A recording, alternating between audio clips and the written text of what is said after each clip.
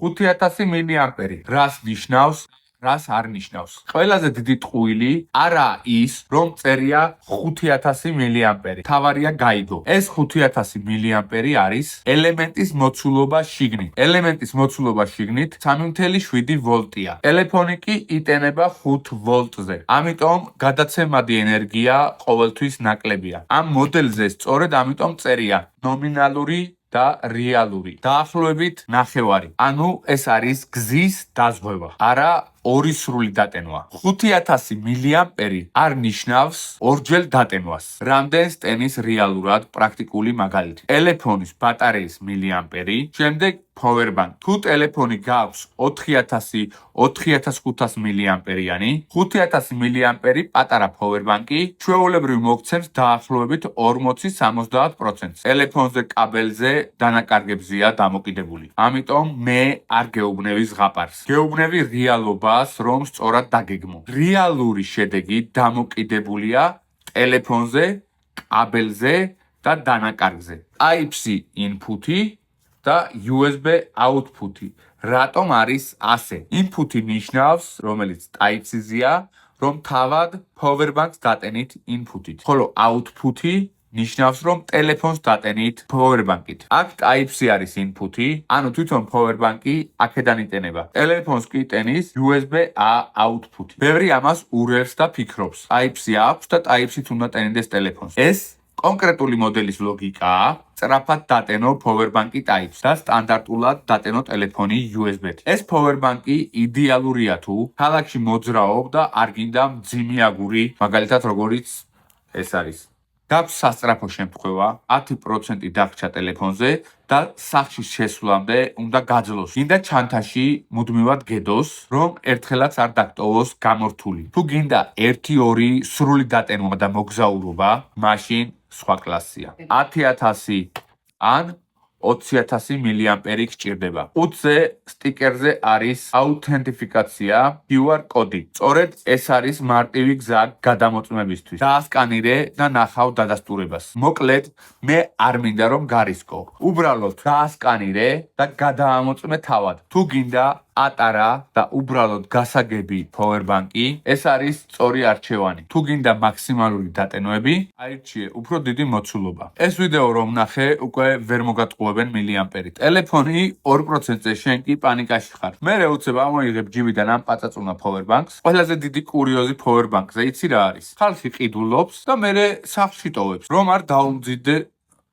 რომ არ დაუმძიმდეს ჯიბე ან ჩანთა. და ზუსტად იმ დღეს ტელეფონი ჯდება 2%-ზე. დღეს გაჩვენებ როგორ გამოიყენო სწორად 5000 მილიამპერიანი powerbank. რომ რეალურად გიხსნას და 20 წამში ისეთ რამეს აგიხსნი, რასაც 90% ვერ ხვდება. მილიამპერი და მაჰი რას ნიშნავს? MA და რას ნიშნავს? MAH და ბოლოს გეტყვი წეს, რითაც მიხვდები, შენთვის 5000-იანი ჯობია თუ 10000-იანი. ყველაზე რეალური მიზეზი. რატომაა უმეტეს შემთხვევაში 5000 მილიამპერიანი უკეთესი? მოგატყუებ თუ სიმართლეს გეტყვი? მე სიმართლის თქმა მინდა. დიდი powerbank-ი ხშირად ხდება სახლში მყოფი გმირი. დიდია, ძიმია და ბოლოს სახლში რჩება. პატარა 5000-იანი კი არის ყოველდღიური დაზღვევა. ეს არის 30000-იანი ჰოკოს powerbank-ი, ხედავთ რამხელა. ეს კი 10000-იანი. ნახეთ, აი ახლა მე მივადებ აქეთ კუთხეში, აი, შეხედეთ სისქეს და სიმაღლეს. რამხელა განსხვავებაა. ჩანთაში, მანქანაში, ჯიბეში, ყოველთვის შეგიძლიათ ამ გქონდეს. ახლა შენ მითხარი, შენ რომელ ტიპში ხარ? ძიმე არ გინდა, მეტი ტევადობა გინდა, კომენტარში დაწერე პირველი ან მეორე და გირჩევ რომელი გამოგადგება. დამტენი გაქვს, მაგრამ მაინც არ ტენის. ეს მომენტი თუ გქონია, შენ 100%-ით აქ დარჩები. არ ტენის ეს powerbank და მე ვეკითხები, რომელი კაბელით ტენი? და ის პასუხობს, რომ Type-C კაბელით ტენის. აი აქ არის ტრაგიკომედია. powerbank-ი მუშაობს. უბრალოდ კაბელი ტენის მხოლოდ powerbank-ს. ახლა აგიხსნი ისე, რომ მერე ვეღარავინ ვერ დაგაბნევს. M და A არის მილიამპერი. ეს არის ამ წამში რამდენი დენი მიედინება სიჩქარისთვის. M, A და H მილიამპერ საათს ნიშნავს. ეს არის ბატარეის ტევადობა დროში. ანუ რამდენ ხანს, რამდენ ენერგიას ინახავს. MA ნიშნავს რამდენად dzlierad მიედინება ახლა. MAH რამდენი აქვს მარაგი. სულ რამდენს გასცემს. MAH-ი არის ტევადობა. რატომ აქვს Type-C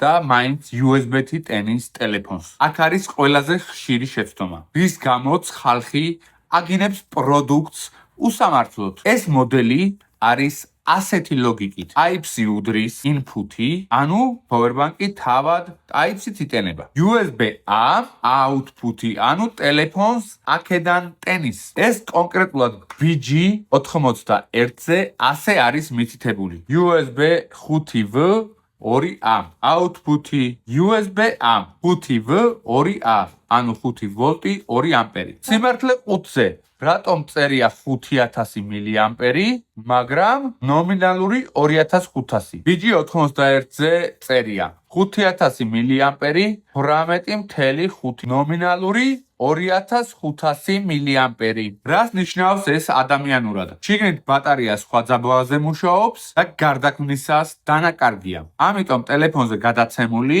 რეალური მოცულობა ხშირად ნაკლები გამოდის და ეს წარმოებელმა პირდაპირ დაწერა. თუ პირველად დღეს მივხვდი, რომ 5000 ორჯერ დატენვას არ ნიშნავს, დაწერე, ახლა მივხვდი. ერთი პოპულარული ისტორია ამბობს, რომ იდეა პირველად ფართოდ გამოჩნდა 2001 წელს. სტუდენტებმა შეაკოწიწეს ბატარეები, ანუ საათის ელემენტის ბატარეები და იხსნეს სქემა, მაგრამ ავტორობაზე ერთმნიშვნელოვანი პასუხი არ არსებობს. არ არის ოფიციალურად ერთი ადამიანი ან კომპანია, ვისაც კანონიერად მიეწერება პირველი powerbank. სხვა წყაროები კი სხვა კომპანიებსაც ასახელებენ. პირველი მოდელის კონტექსტში. ანუ ისტორია ერთ ხაზზე არ მიდის. მე არ მოგიყვები ზღაპარს თითქოს ერთმა კაცმა გამოიგონა powerbank. სიმართლე ასეთია. რამდენიმე ეტაპი იყო და ბაზარმა თავად გააჩინა მისი შექმნის საჭიროება. ვისთვისაა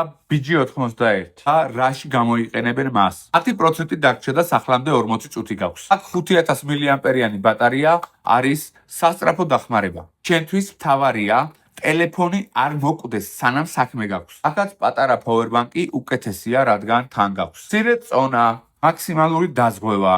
სამი შეცდომა, რაც ხალხს ყველაზე ხშირად უყვირს. სუდი კაბელი არ ტენის. ბოლოდინი რომ ორჯერ სრულად დაგიტენის ტელეფონს, ეს იმედგაცრუებაა. ამ სამიდან რომელი დაგმართნია? დაწერე პირველი, მეორე ან მესამე. ახლა გავაკეთოთ ასეთი რამ. კომენტარებში დაწერე ტელეფონის მოდელი და სიტყვა BG91 და მე გეტყვით ძალიან რეალურად. დაახლოებით რამდენ პროცენტს მოგცემს ეს 5000 მილიამპერიანი powerbank-ი შენს ტელეფონზე. თუ გინდა შემდეგი ვიდეო, დაწერე კომენტარებში.